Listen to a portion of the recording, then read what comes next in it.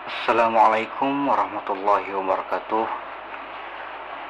Innal hamdalillah nahmaduhu wa nasta'inuhu wa nastaghfiruh wa na'udzubillahi min syururi anfusina wa min sayyiati a'malina may yahdihillahu fala mudhillalah wa may yudlilhu fala hadiyalah. Asyhadu an la ilaha illallah wahdahu la syarikalah wa asyhadu anna Muhammadan abduhu wa rasuluh la nabiyya ba'd. Qala Allah Ta'ala fi kitabil karim. A'udzu billahi minasyaitonir rajim. Bismillahirrahmanirrahim. Wal 'ashr. Innal insana lafi khusr. Illa allazina amanu wa 'amilus solihati wa tawasaw bil haqq wa tawasaw bis sabr. Sahabat beriman rahimakumullah. Kembali lagi bersama saya Eko Sudeno.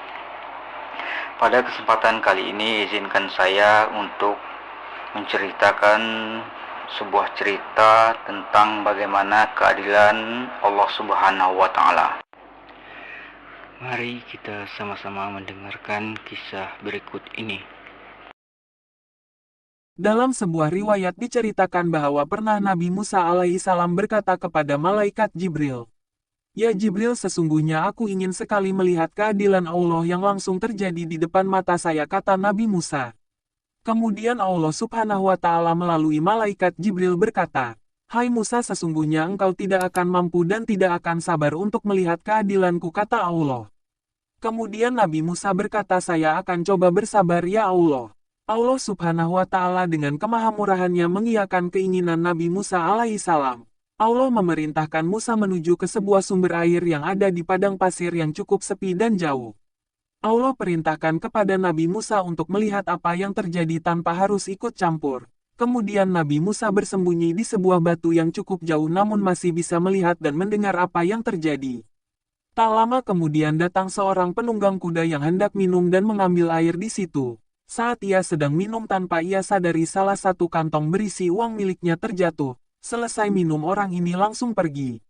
Kemudian datang setelahnya seorang anak kecil yang kira-kira umurnya antara 9 sampai 10 tahun ingin minum di sumber air tersebut. Setelah anak kecil ini selesai minum, dia melihat ada sebuah kantong berisi uang dan dia melihat tidak ada siapapun di situ. Tanpa pikir panjang anak kecil tersebut mengambil kantong tersebut dan pergi.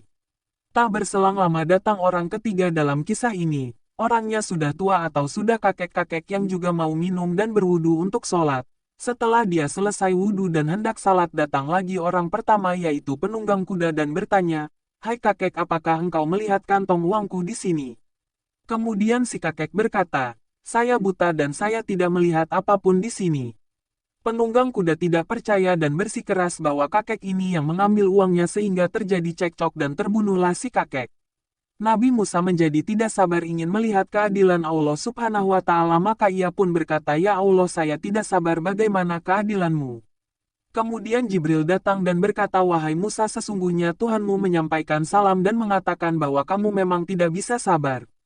Jibril melanjutkan, "Ketahuilah wahai Musa bahwa yang paling benar di antara ketiga orang tersebut adalah anak kecil." Nabi Musa bertambah heran bagaimana mungkin anak kecil tersebut yang benar.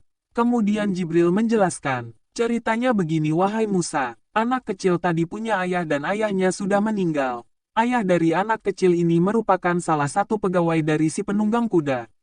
Pernah sekali si penunggang kuda tidak memberikan gaji kepada ayah anak kecil ini sejumlah uang yang jatuh dari penunggang kuda tersebut. Dengan hikmah Allah Subhanahu wa Ta'ala membuat uang itu terjatuh dari si penunggang kuda dan diambil oleh anak kecil yang merupakan ahli waris dari ayahnya." Kemudian Nabi Musa bertanya, "Lantas bagaimana dengan si kakek?" Kemudian Jibril menjawab, "Yang membunuh ayah dari anak kecil tersebut adalah si kakek tersebut."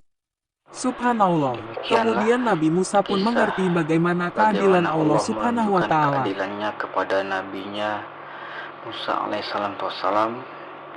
Semoga kisah ini bisa menginspirasi kita dan menjadi pelajaran bagi kita semua. Subhanakallahumma wa bihamdika asyhadu an la ilaha illa anta astaghfiruka wa atubu ilaik.